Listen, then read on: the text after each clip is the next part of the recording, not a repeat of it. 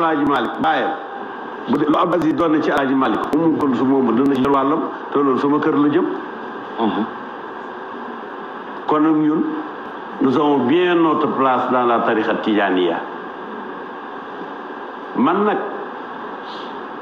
sama doctrine moo di ne Sénégal yàlla may na fi góoru yàlla goo xam ne Cheikh Ahmadou Bamba lu tudd ku ko bañ yàlla bëggut la ku ko bañ yàlla bëggut la te yàlla bu ma dajeeg yow ci mbedd wala ci dëkk wala ci sax am réew ndax loolu doy na doyee bi ku yàlla may lu mayul kenn yow nga jaaree ci buntam bañ jëm ci moom yow daal yaa ngi mel ni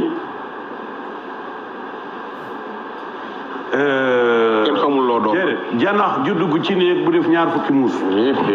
am na problème est-ce que dana mucc waaw malaaka yu soxor yëpp bëgguñ lu may ku bañ sëñ Tuubaa rek ñu am luñ la def defal la bagage loolu terewul sama tijaan loolu moo jiitu loolu ndax man sama maam Cheikh Mamadou Xaabu ku fi yor tarixat jaar wek taalibeem ak koo mën a doon Seex Ñas ak Taal tout le monde moom moo fi jëlee tarixa bi ci Cheikh Ahmad Tijaan jox ko jarbaatam Seydi Mawlud Fall Aydara mu jox ko Alpha Mayoro mu jox ko Alaaji Malik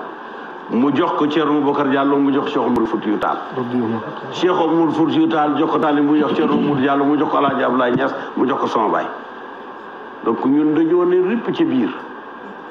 mais loolu il faut ñu di ko leeral parce que kër gi dafa dem ba ñu def ko chiyaan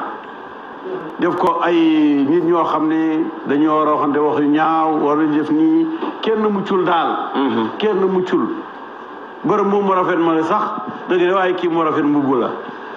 lay moom dafa bënn ci gannaaw loolu gën na ko moo muy toogee nii loolu mooy li fi nekk mais nag dana